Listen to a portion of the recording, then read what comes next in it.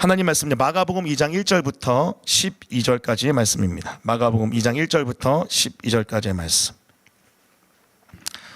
제가 전 성경으로는 신약성경 54면 5면에 위치했습니다. 마가복음 2장 1절부터 12절까지의 말씀. 제가 한 절, 여러분이 한 절, 마지막 절 함께 읽도록 하겠습니다. 제가 먼저 읽습니다. 수일 후에 예수께서 다시 가버나움에 들어가시니 집에 계시다는 소문이 들린지라. 많은 사람이 모여서 문 앞까지도 들어설 자리가 없게 되었는데 예수께서 그들에게 도를 말씀하시더니 사람들이 한 중풍병자를 네 사람에게 메워가지고 예수께로 올세. 무리들 때문에 예수께 데려갈 수 없으므로 그 계신 곳에 지붕을 뜯어 구멍을 내고 중풍병자가 누운 상을 달아내리니 예수께서 그들의 믿음을 보시고 중풍병자에게 이르시되 작은 자야 내 죄사함을 받았느니라 하시니 어떤 서기관들이 거기에 앉아서 마음에 생각하기를 이 사람이 어찌 이렇게 말하는가 신성 모독이로다. 오직 하나님 한 분 외에는 누가 능히 죄를 사하겠느냐. 그들이 속으로 이렇게 생각하는 줄을 예수께서 곧 중심에 아시고 이르시되 어찌하여 이것을 마음에 생각하느냐. 중풍병자에게 내 죄사함을 받았느니라 하는 말과 일어나 내 상을 가지고 걸어가라 하는 말 중에서 어느 것이 쉽겠느냐. 그러나 인자가 땅에서 죄를 사하는 권세가 있는 줄을 너희로 알게 하려 하노라 하시고 중풍병자에게 말씀하시되 내가 내게 이르노니 일어나 내 상을 가지고 집으로 가라 하시니 그가 일어나 곧 상을 가지고 모든 사람 앞에서 나가거늘 그들이 다 놀라 하나님께 영광을 돌리며 이르되 우리가 이런 일을 도무지 보지 못하였다 하더라. 아멘. 네, 오늘 말씀은요, 마가복음 강의 10번째 시간입니다. 마가복음 2장 1절부터 12절까지 말씀을 본문으로 누가 진짜 마비된 자인가, 누가 진짜 마비된 자인가라는 제목의 하나님 말씀을 증거하겠습니다. 오늘 말씀 보시면 오늘 말씀은 예수님께서 기적을 베푸신 이유, 특별히 나병 환자를 치유하시는 기적을 베푸신 이유, 한적한 곳에 가 계시다가 다시 가버나움으로 돌아오시는 장면으로부터 시작합니다. 우리 1절 말씀 같이 읽겠습니다. 1절 읽겠습니다. 시작. 수일 후에 예수께서 다시 가버나움에 들어가신 집에 계시다는 소문이 들린지라. 가버나움으로 돌아오신 예수님 다시 도시 사역을 본격적으로 시작하십니다. 예수님이 머무신 집이 있었습니다. 그 집은 어떤 집일까요? 언어를 보시면요, 이 집은요 더라는 관사를 붙여서 그 집입니다. 그 집. 어떤 집이냐면요, 바로 베드로의 집입니다. 베드로의 장모의 열병을 치유하신 이후에 그 집에 수많은 귀신 들린 사람들, 병든 자들이 모여들었잖아요. 바로 그 집에서 예수님은 기거하시고 그 소문이 온 가버나움에 들리게 됩니다. 그래서 또 다른 많은 사람들이 모이게 돼요. 2절 말씀입니다. 들어보십시오. 많은 사람이 모여서 문 앞까지도 들어설 자리가 없게 되었는데 예수께서 그들에게 도를 말씀하시더니. 수많은 사람들이 왜 모여들었을까요? 치유를 위해서, 회복을 위해서 모여들었습니다. 자, 그런데 예수님은 이 땅에 치유자로만 오신 게 아니죠. 사실 예수님이 오신 결정적인 이유는 복음으로 오는 하나님 나라를 증거하기 위해서 오셨잖아요. 그래서 예수님은 바로 그 복음, 도, 진리를 증거하십니다. 자, 그런데 사람들이 어떤 네 사람에게 한 중풍병자를 메워서 예수님께 가게 합니다. 자, 3절 말씀 보겠습니다. 3절 제가 읽겠습니다. 사람들이 한 중풍병자를 네 사람에게 메워가지고 예수께로 올세. 자, 중풍병자. 여러분, 중풍병이 어떤 병이죠? 제가 의학적 정의를 한번 찾아봤는데 이런 질병이었습니다. 들어보십시오. 현대의학의 뇌졸중을 일컫는 말이 바로 중풍입니다.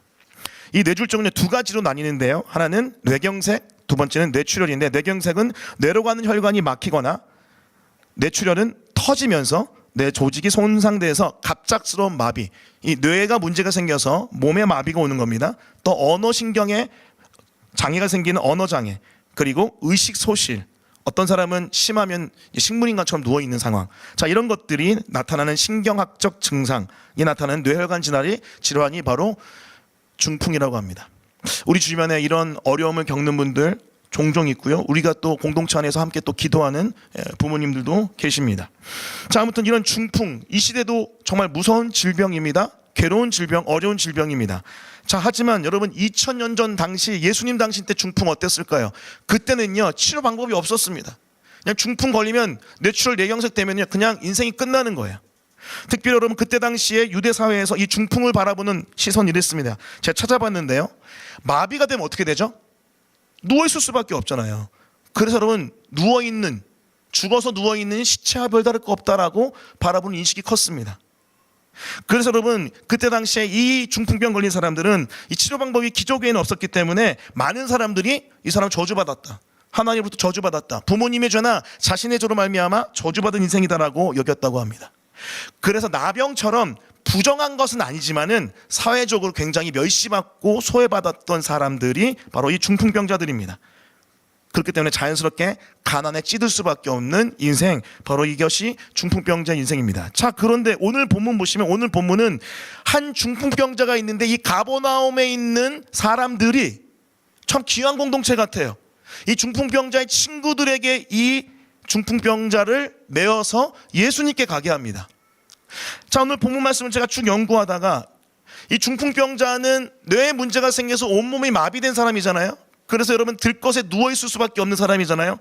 자, 근데 이 말씀을 쭉 묵상하다가 이런 생각이 떠올랐어요. 이런 묵상이 됐습니다.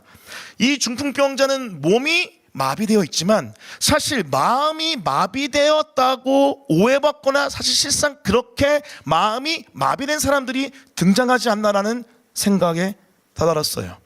오늘 주요 등장인물 누굽니까? 중풍병자 외에 중풍병자의 친구들, 그리고 예수님, 서기관들입니다. 사실 이 세 그룹이 다 마비되었다라고 오해받거나 아니면 정말 실제로 마비된 존재예요. 자, 그래서 도대체 여기서 진짜 마음이 마비된 사람은 누구일까? 몸이 아니라 영혼이 마비된 사람은 누구일까? 그것을 한번 같이 추적해 들어가 봤으면 좋겠습니다. 이 말씀을 통해서 혹시 내 마음은 마비된 존재가 아닌가?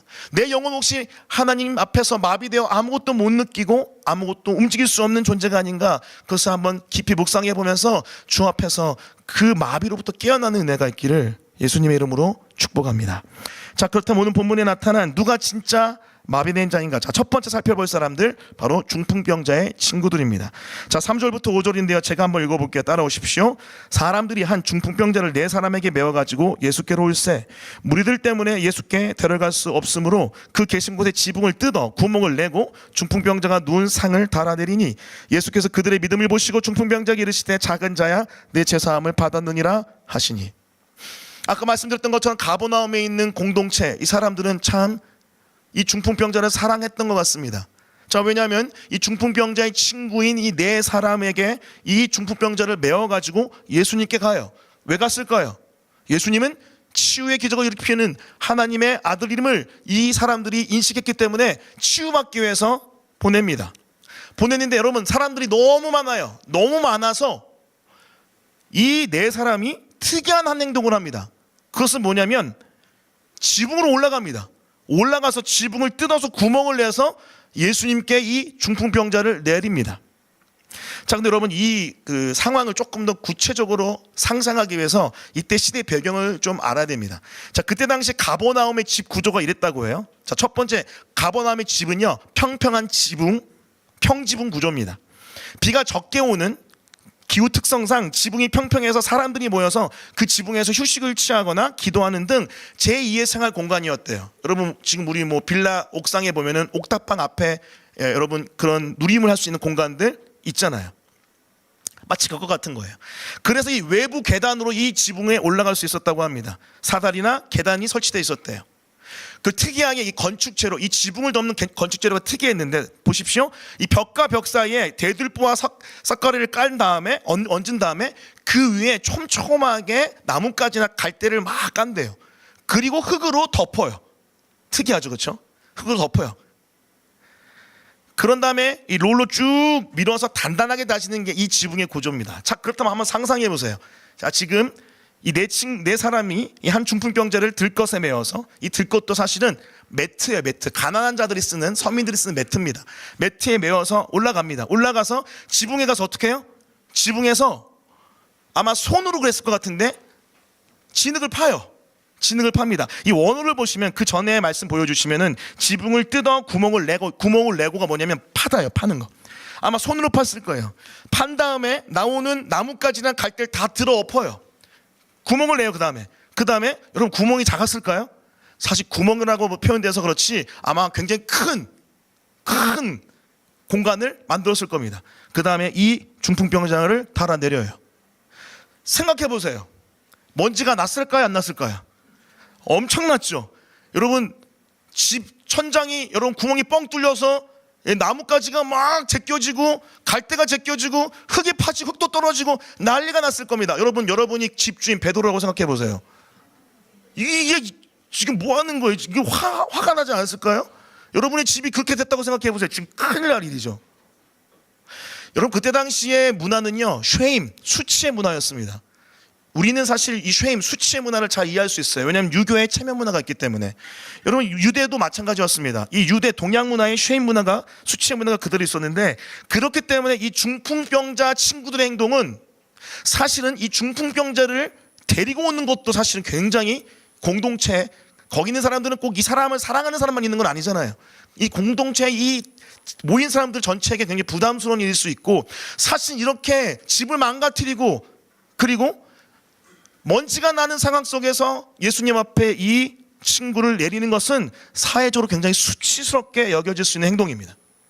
여기서 제가 어떤 인사이트가 생겼냐면, 이 사람들, 다른 사람들이 봤을 때는 사회적 감각이 마비된 것처럼 보일 수도 있겠다. 센스가 없는 사람처럼 보일 수 있겠다는 생각이 들었어요. 충분히 그렇게 볼 수 있는 거죠.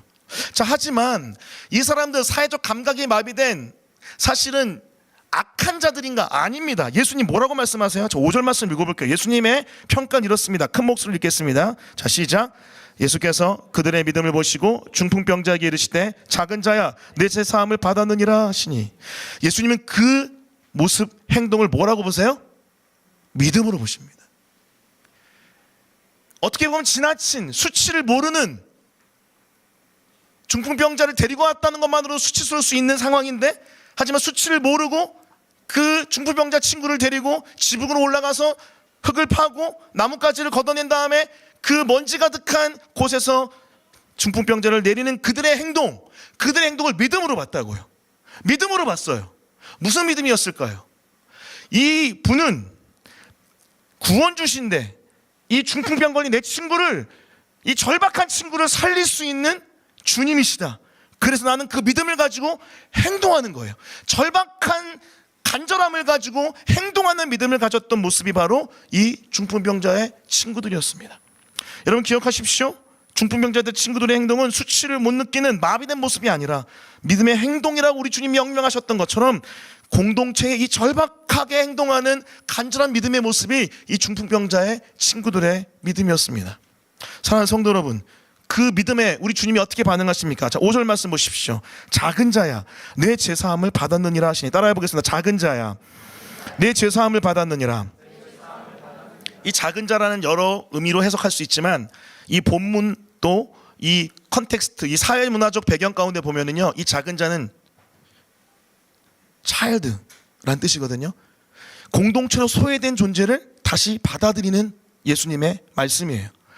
이 공동체에 행동하는 믿음, 절박한 행동하는 믿음으로 주님 앞에 나아갈 때 우리 주님은 공동체에 소외된 이 영혼을 받아주시는 그런 은혜의 메시지를 선포하고 계신 것이죠. 사랑하는 성도 여러분, 이 중풍병자의 친구들은 결코 사회적 감각이 마비된 수치심을 모르는 자들이 아닙니다. 그 수치심을 뛰어넘는 이 한 영혼을 향한, 한 존재를 향한 절박한 마음으로 행동하는 믿음을 가진 공동체에 행동하는 믿음의 사람들이었다는 거예요. 이런 행동하는 공동체의 믿음이, 이 절박한 믿음이 우리 가운데 가득 있었으면 좋겠습니다. 할렐루야. 여러분에게 있어서의 중풍병자는 누굽니까?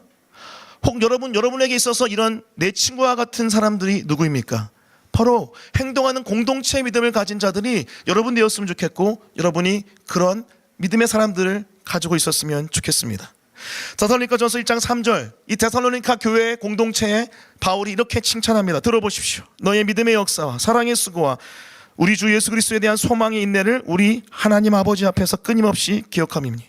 지금 데살로니가 전서에 나와 있는 데살로니가 교인을 향한 바울의 칭찬, 이 공동체를 향한 칭찬이 뭐예요? 너희는 믿음의 역사가 있는 공동체다 라고 칭찬합니다. 따라해 보겠습니다. 믿음의 역사.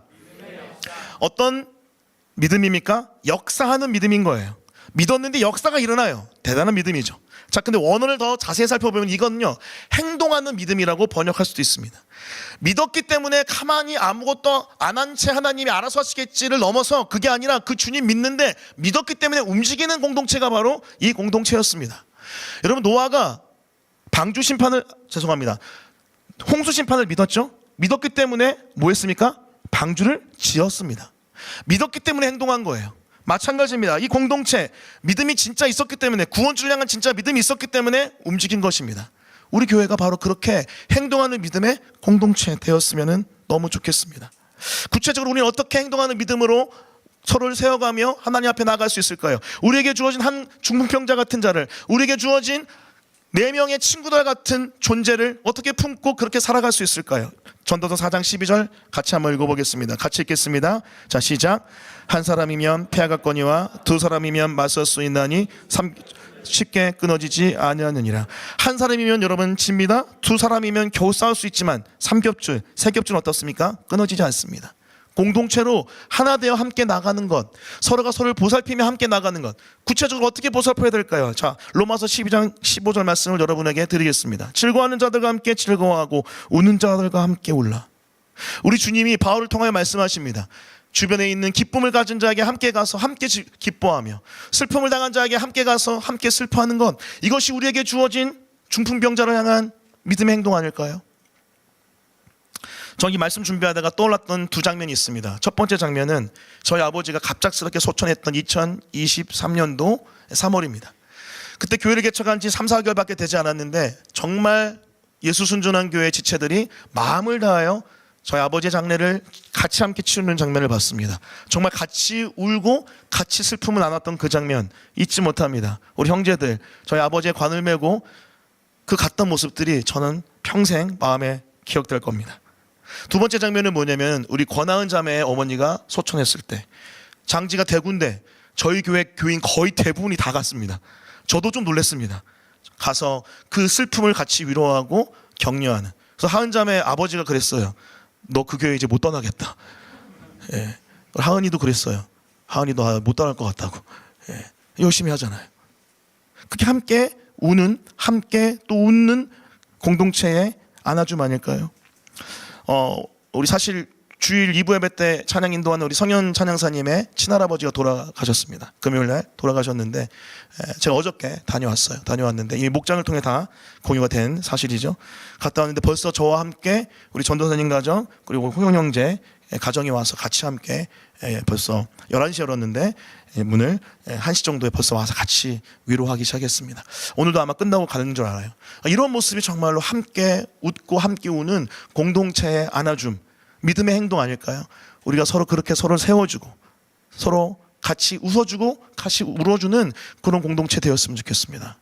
특별히 여러분 어려움 있는 기도 제목 있으면 꼭 저한테 또 우리 공동체에 제출해 주십시오. 우리 함께 기도합니다. 우리 함께 기도해요. 정말 우리 지금 우리 승려병자 아버지가 내 경생에 있으셔서 조금 어려움이 있으셨는데 우리 같이 좀 기도하고 있잖아요. 또 여러분 부모님들 다 같이 기도하고 있잖아요. 우리 같이 그렇게 함께 기도하는 것도 너무 중요한 것 같아요.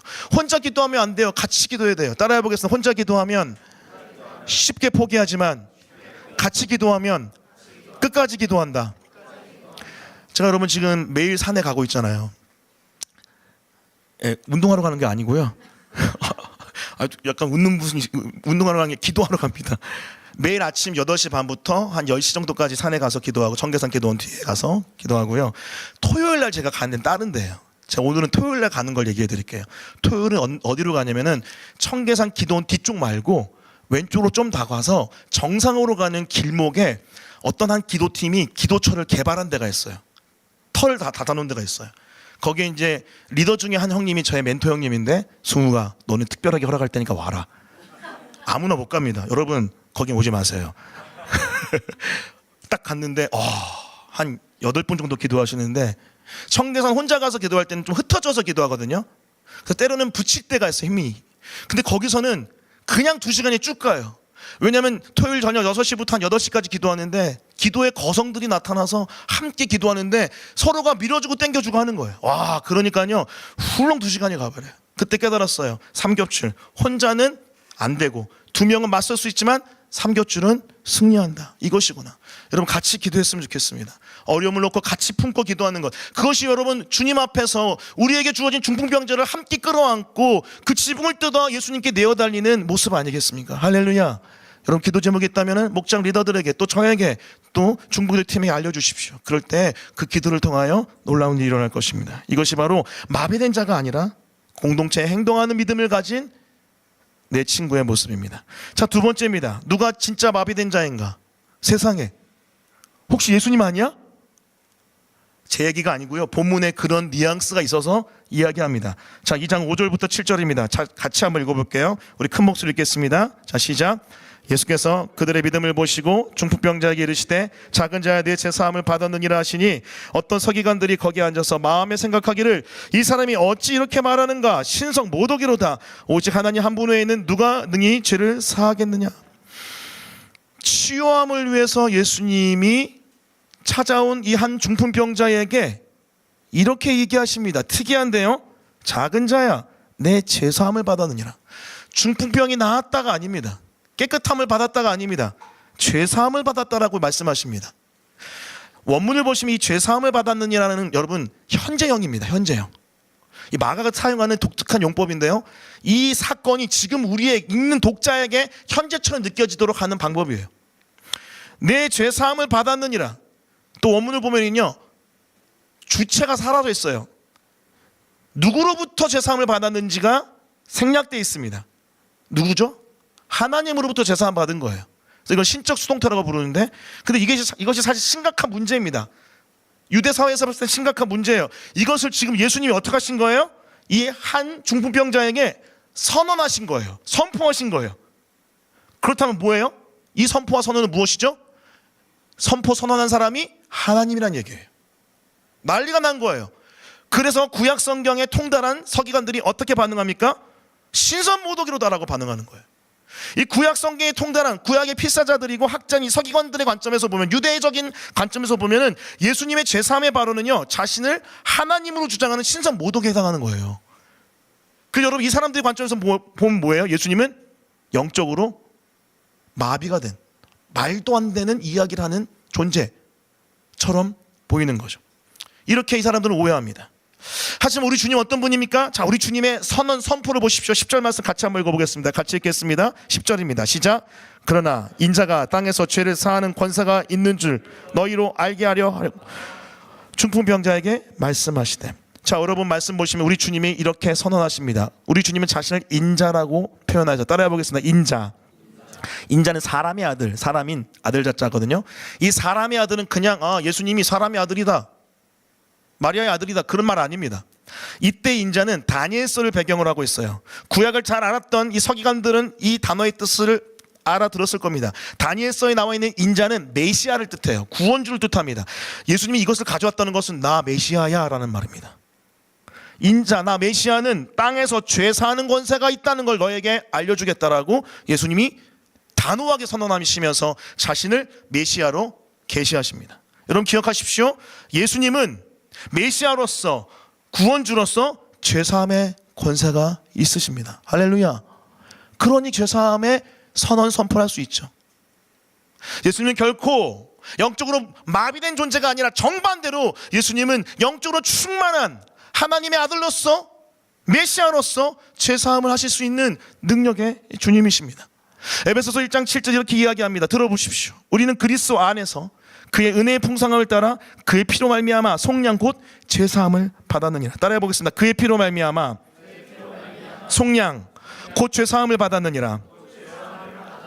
우리가 영원히 저주받아 죽어 지옥에 가야 되는데 하나님의 아들 예수님이 십자가에서 죽어 피 흘려 저주받아 돌아가심으로 우리는 죄값이 다 치러진, 속량된, 죄사함 받은 존재예요.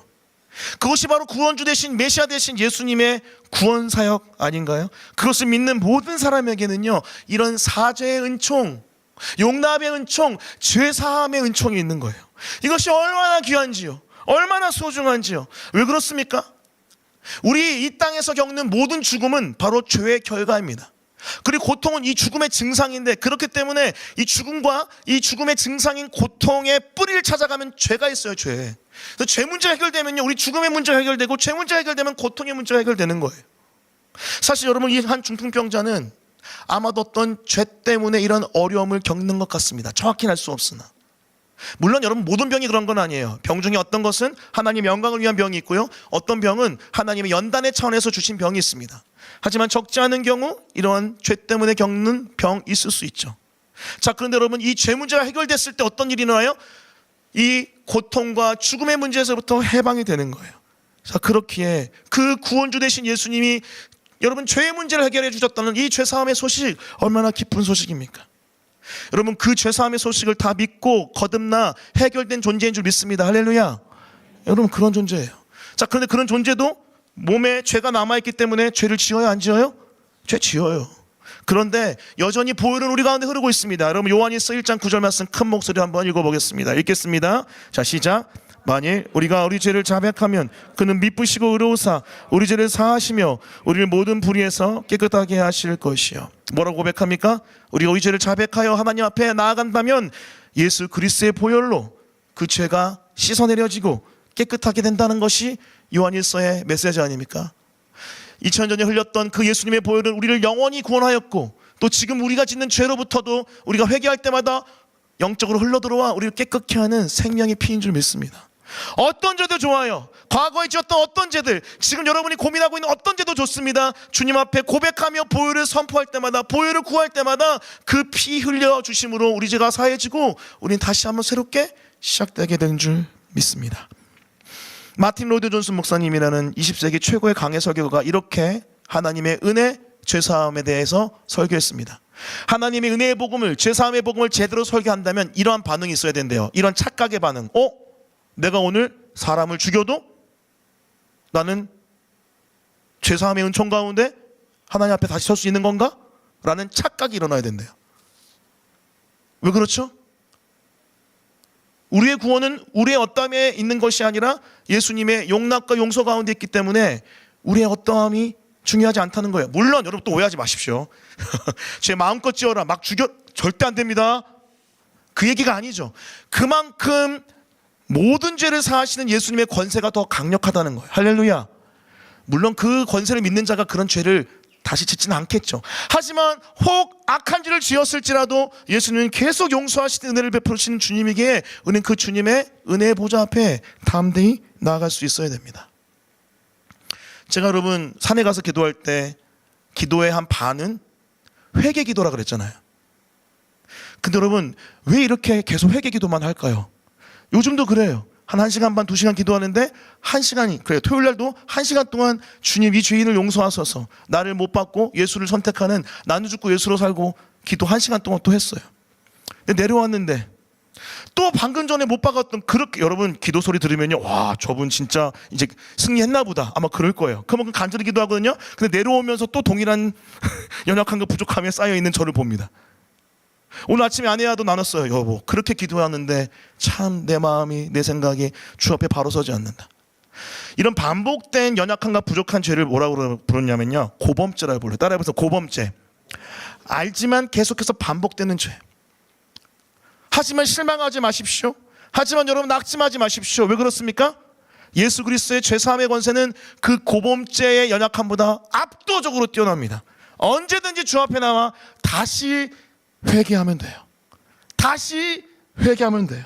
다시 또 회개하면 됩니다. 여러분 가운데 아직 처리가 되지 않은 죄, 계속해서 반복된 연약한 죄, 정말 주 앞에 내가 이것을 용서받을 수 있을까 하는 바로 그 죄, 그 죄를 놓고 주 앞에 회개하면요, 그 보혈은 여전히 우리를 죄사하는 하나님의 능력이 보혈인 줄 믿습니다. 이것이 바로 죄사함의 권세를 주신 주인, 구원주 되신 예수님 앞에서 가져야 될 믿음의 자세입니다. 그러므로 예수님은 결코 마비된 자가 아니라 정반대로 우리를 용서하시고 죄사하시는 구원주시죠. 자, 세 번째입니다. 누가 진짜 마비된 자인가? 세 번째는 서기관들입니다. 이 사람들 마비된 자들입니다. 말씀 볼게요. 8절부터 12절인데 우리 8절 말씀만 먼저 같이 읽어보겠습니다. 같이 읽겠습니다. 자, 시작. 그들이 속으로 이렇게 생각하는 줄을 예수께서 곧 중심에 하시고 이르시되 어찌하여 이것을 마음에 생각하느냐.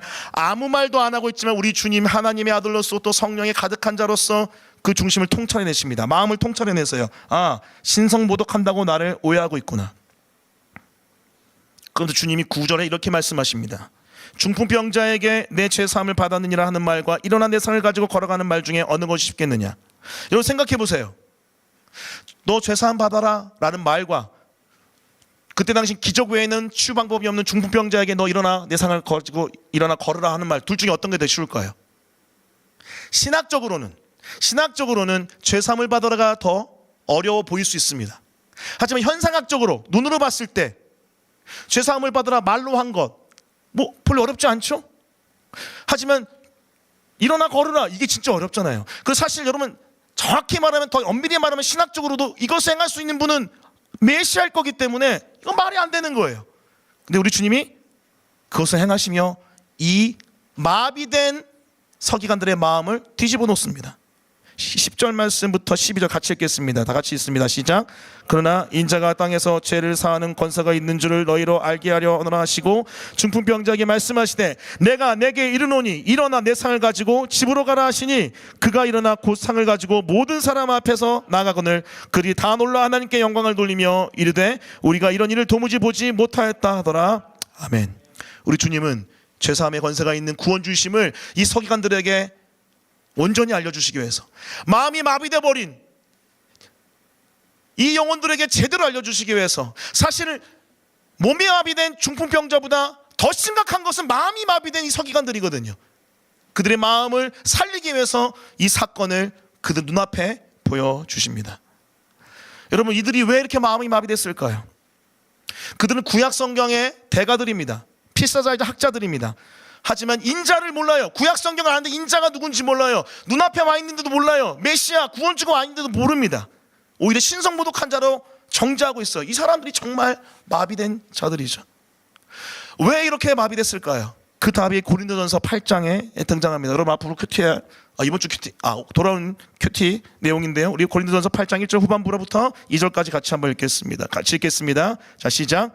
지식은 교만하게 하며 사랑은 덕을 세우나니 만일 누구든지 무엇을 아는 줄로 생각하면 아직도 마땅히 할 것을 알지 못하는 것이요. 우상 숭배에 대한 가르침을 하다가 바울이 이렇게 말합니다. 지식은 교만하게 하며 사랑은 덕을 세우나니. 따라해 봅니다. 지식은 교만하게 하며 사랑은 덕을 세우나니. 여러분 기억하십시오. 하나님을 향한 신지식, 아무리 많이 알아도 제대로 믿고 그것에 대해서 피드백 제대로 하지 않으면 그 신지식은 이단보다 더 무섭습니다. 칼빈이 한 말입니다. 하나님을 향한 신지식, 믿지 않는다면 이단보다 악인들보다 더 무서워질 수 있어요. 그런 사람들이 바로 지금 서기관들이에요. 여러분, 서기관들 토라를 다 씹어 먹은 사람들입니다. 필사할 때 한 글자 한 글자 정석껏 하기 위해서 야훼란 단어 나오면요 목욕제기하고 단어를 쓴 사람들이에요. 이 사람들 죄송합니다. 구약이 미친 사람들입니다. 근데 구약의 핵심 메시지인 인자, 메시아가 눈앞에 있는데 몰라봐요. 왜 그렇죠? 머리만 가득 차서 그래요. 머리만 가득 차서 그렇습니다. 마음으로 야훼를 경외하는 마음으로 만난 적이 없어요. 머리만 가득 찬 이 존재들. 그래서 교만해집니다. 교만하면 어떻게 되는 줄 아세요? 교만하면요 영혼이 강팍해집니다. 강팍해지면 우유부단해져요. 그 반응이 결국 신성모독이로다라고 반응하는 이들의 반응 아닌가요? 하지만 여러분, 하늘의 마음을 알고 주님을 경험하고 주님을 만난 자의 마음에는요 바로 사랑이 싹틉니다. 사랑은 무엇을 세운다고요? 덕을 세워요. 아무리 무식할지라도 서민일지라도 이 구약학자들에 비해서 이 내 친구들은 이 영혼을 향한 사랑이 있었어요. 사랑이 있었기 때문에 이 친구들이 이 중풍병자를 데리고 예수님께 간 겁니다. 사랑은 덕을 세우나니. 혹시 여러분 가운데 이런 지식의 저주에 걸려있는 분이 있지 않습니까? 내가 교회 생활 오래 했고 지혜, 지식 많이 안다. 하지만 여러분 기억하십시오. 그것은 여러분의 신앙과 어쩌면 아무 상관없을 수 있습니다. 아무 상관없을 수 있습니다. 제일 주의해야 될 사람 누굴까요? 목회자, 교회 오래 다닌 리더들입니다. 이 지식의 저주에 걸려서 안다지만 전혀 모르는. 자, 말씀 보세요. 고린도전서 8장 2절. 만일 누구든지 무엇을 아는 줄 생각하면 아직도 마땅히 알 것을 알지 못하는 것이요. 안다고 생각한다는 그 인식 자체가 아무것도 모른다는 것을 반증한다고 얘기합니다. 이 지식의 저주에부터 벗어나 오히려 정반대로 복음 안에서 강팍과 우유부단이 아닌 겸손과 온유의 마음을 품는 것, 이것이 바로 주님의 사람의 모습일 것입니다. 그 모습을 예수님이 마태복음 11장 28절 30절 이렇게 가르치십니다. 우리 같이 한번 읽어보겠습니다. 같이 읽습니다. 자, 시작. 수고하고 무거운 짐진 자들아 다 내게로 오라. 내가 너희를 쉬게 하리라. 나는 마음이 온유하고 겸손하니 나의 멍에를 베고 내게 배우라. 그리하면 너희 마음이 쉼을 얻으리니 이는 내 멍에는 쉽고 내 짐은 가벼움이라 하시니라. 여기 나와 있는 수고하고 무거운 짐진 자 누군지 아세요? 이 대상이 바리새인들과 서기관들입니다. 이들에게 뭐라고 주님이 말씀하십니까? 예수님께 오래요. 복음 안으로 오래요. 주님 품 안에 오래요. 그 주님의 품은 겸손하고 온유한 품입니다. 그 품 안에 안겨서 모든 교만과 지식의 저주를 내려놓고 주님의 사랑을 배울 때 우리는 영혼을 향하여 정죄하거나 주님을 향하여 말도 안 되는 이야기를 하는 그런 악한 우를 범하지 않게 될 줄 믿습니다. 여러분 권면하고 도전합니다. 여러분 마음 가운데 혹시 지식이 가득 차서 혹시 마음이 강팍해져 있고 교만해져 있는 그런 부분이 있습니까? 주님께 돌아와서 안기십시오. 그 주님의 넓은 품 안에 안기십시오. 그 품 안에서 겸손과 온유를 배우십시오. 그럴 때 우리는 마비된 우리의 마음에서부터 일어나는 은혜의 역사가 있을 줄 믿습니다. 제가 지난주 금요일 날 6시 반부터 7시 반까지 여기 앞에 양재 근린공원에 가서 권하은 자매랑 전도를 시작했습니다. 그렇게 비가 오고 뭔 일이 생겨서 딜레이 되고 계속해서 안 됐던 거 드디어 시작했어요. 했는데 교회 부르셔 가지고 사행리 들고 나갔습니다. 나가서 우리 하은 자매랑 같이 다니는데 이제 하은 자매가 좀 컨디션이 안 좋았는지 제가 거의 주도적으로 다 해서 2명 돌아다니면서 전도했는데 사람이 진짜 많아요, 여러분. 3명 어린이 만났는데 2명 성당 다니고 1명 온누리교회 다니고. 예. 여기 온누리교회가 많습니다. 사랑의 교회랑. 아 그렇구나. 갓블레시오. 스몰 토크하고 스몰 토크. 여러분 이 지역 전도는요. 지역 전도는 복음으로 확 들어가는 것보다 스몰 토크를 먼저 해줘야 돼요. 관계 맺기를 먼저 해줘야 되거든요. 그래서 막 하다가 목사님 아저씨 다음 주도 올게 안녕 하고 가다가 또 어떤 애기 엄마가 있길래 가서 대화하다가 아 이 지역에 이사 온 지 얼마 안 됐더라고요. 막 대화하다가 애 이름이 원영이야. 와 원영이고 장원영이에요? 막 이러면서 별로 안 웃기죠. 그분도 별로 안 웃었어요. 그래서 막 스몰 토크. 그렇게 혐오하듯이 쳐다보지 마시고 여러분 애쓰는 저의 모습을 좀 불쌍히 여겨주십시오.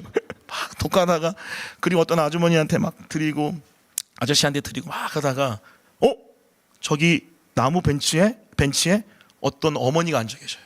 제가 딱 보고 느낌이 확 왔어요. 저분이다. 근데 또 느낌이 두 번째 확 온 거는 불교 신자구나. 세상 옆모습만 봐도 느껴져 그게. 그 불교 신자만의 고유한 그 느낌이 있거든요. 딱 가까이 갔는데 세상에 반지를 꼈는데 만자 반지 딱 끼고 계셔.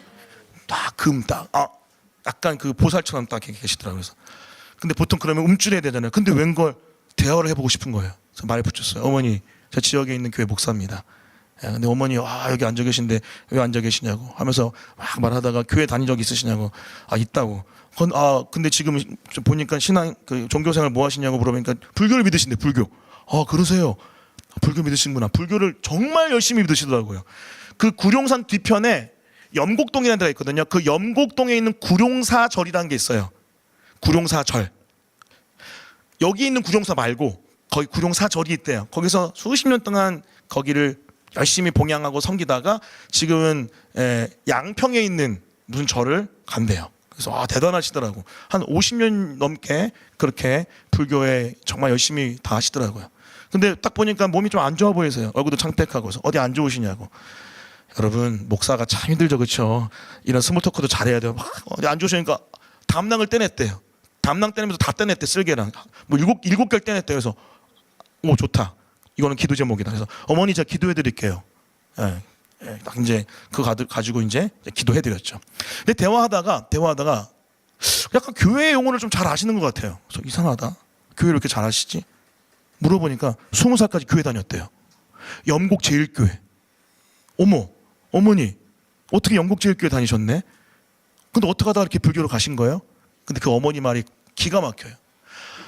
오빠가 있었는데 이분이 20살, 21살에 결혼했는데 오빠가 있었는데 오빠가 연탄가스 중독돼서 돌아가신 거예요. 다 교회 다녔대요 그때. 연탄가스 중독돼서 옛날에 연탄가스 뗐잖아요. 연탄 뗐었으니까 연탄가스에 중독돼 돌아가셨는데 교회 목사님 와서 이제 장례를 치르는데 이렇게 얘기했대요. 주님이 너무 사랑해서 빨리 데려가신 거예요. 이렇게 얘기했대요. 근데 그 얘기 딱 들었을 때 이전 교회가 이런 데야? 목사가 이런 데야? 하고 접었대요. 더 기가 막힌 게 뭔지 알아요? 어머니가 권사님이에요. 그냥 권사님이 아니에요. 기도하면 병이 나는 은사자야.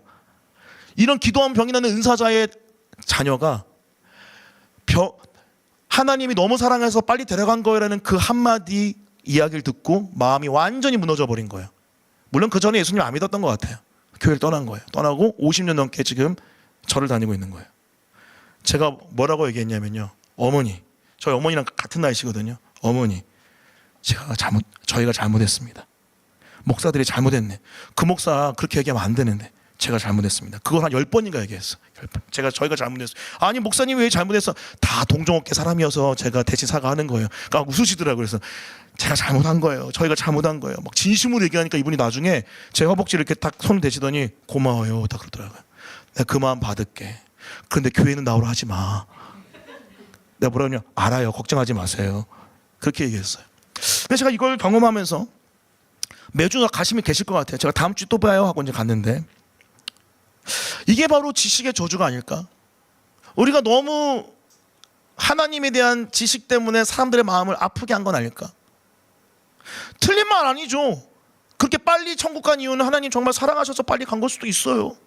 하지만 이 땅에 있는 영혼들, 가족을 잃어버린 존재들에게 위로해야 되지 않을까요? 그게 먼저 아닐까요? 아, 이걸 못했구나. 오늘 말씀과 연결해 보니까 어쩌면 우리가 그런 서기관들 같은 마비된 마음으로 살아간 걸 수도 있겠다. 그런 생각이 들었습니다.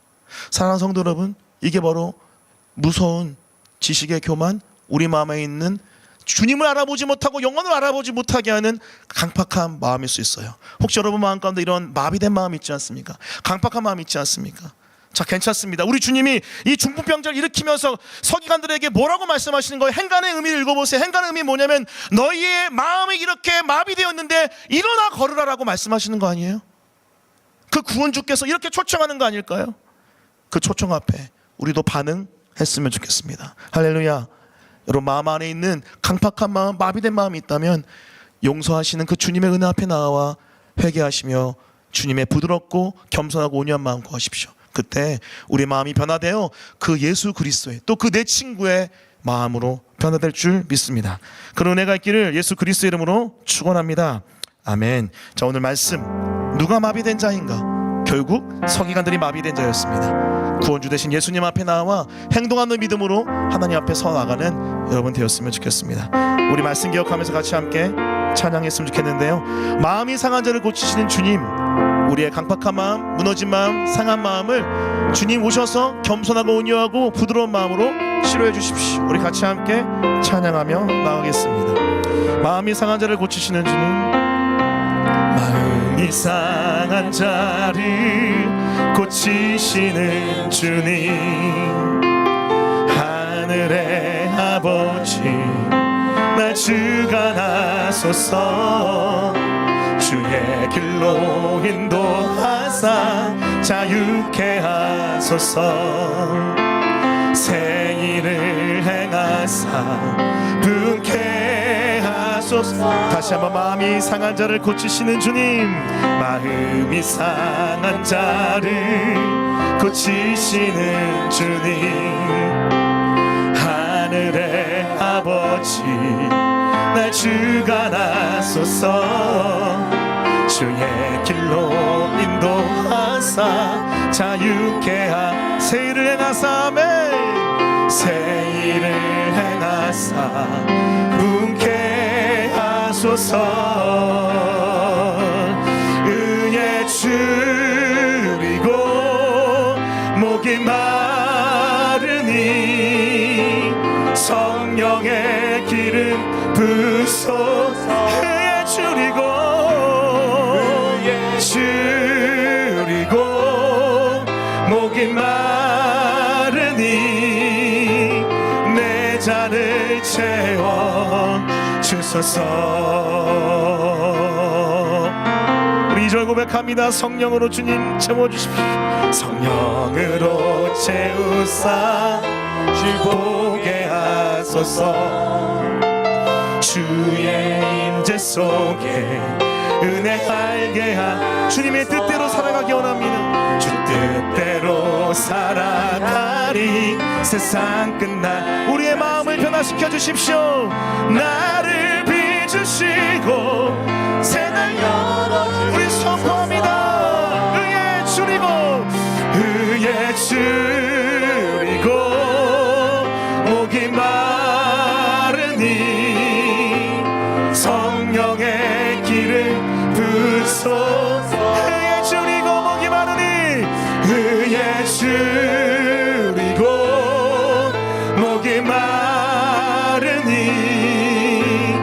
내 잔을 채워. 우리 다시 한번 주님 마비된 마음에 주의 은혜가 부어지게 의에 줄이고 목이 마르니 성령의 길을 부소서. 의에 줄이고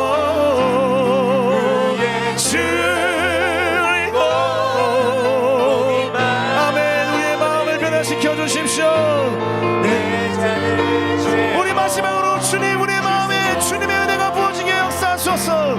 의에 줄이고 목이 마르니 성령의 길을 부소서. 의에 줄이고 목이 마르니 잔을 채워 주소서. 이 시간 심을 통성으로 기도할 때 그렇습니다. 누가 진짜 마비된 자인가? 내 친구도 아니고 예수님은 더더구나 더 아니고 서기관들이었습니다. 혹시 우리의 마음이 서기관들처럼 지식의 저주에 걸려서 강팍하고 우유부단한 악인의 마음으로 가득 차 있지 않습니까? 주님 이 시간 회개하며 나아가오니 구원주 되시는 최사함의 주님, 이 마음을 용서하사 내 친구처럼 행동하는 믿음, 살아있는 생생한 믿음으로 하나님 변화시켜 주옵소서. 우리 말씀 기억하며 같이 한번 반응하며 통성으로 기도하겠습니다. 기도합니다. 하나님 아버지 기도하며 나아갑니다. 오 주님, 주님 누가 진짜 마비된 마음을 가진 자입니까? 누가 진짜 영혼이 마비되어 있습니까? 하나님 내 친구도 아니고 아버지 하나님 예수님은 당연히 아니고 하나님 서기관들이었습니다. 너무나 많이 알고 있었지만 너무나 아버지 하나님의 뛰어난 지혜와 지식이 있었지만 그들은 주님을 몰라봤고 영혼을 아버지 구원하지 못하였습니다. 아버지 하나님 주님 역사하소서. 하나님이 마비된 마음에서부터 하나님 일어나게 하여 주십시오. 마비된 마음에서부터 일어나게 하여 주시옵소서. 중풍병자야 일어나 걸어라 말씀하신 주님, 나의 마비된 마음이 일어나기 원합니다. 감각이 되찾아지고 아버지의 벽을 여지기 원합니다. 역사하여 주옵소서. 역사하여 주옵소서. 역사하여 주옵소서. 역사하여 주옵소서. 역사하여 주옵소서. 역사하여 주옵소서. 특별히 간절히 기도하는 것, 하나님 우리의 마음이 옛 친구처럼 아버지 하나님의 공동체적인 믿음으로 사람은 살리는 마음 되기 원합니다. 사람은 살리는 마음 되기 원합니다. 도와주십시오. 도와주십시오. 도와주십시오. 하나님 서로 위로하고 서로 격려하고 서로 살려내는 마음, 지식으로 판단하고 정죄하고 미워하는 것이 아니라 살려내고 품어내고 하나님 격려하며 위로하는 마음 될 수 있도록 주님 역사하여 주십시오.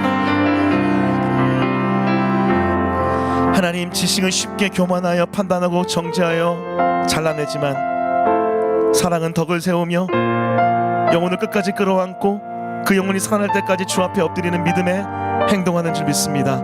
주님 우리 공동체 바로 그런 공동체 되기 원합니다. 오직 예수님만 바라보는 순전한 공동체 추구하기에 때로는 진리와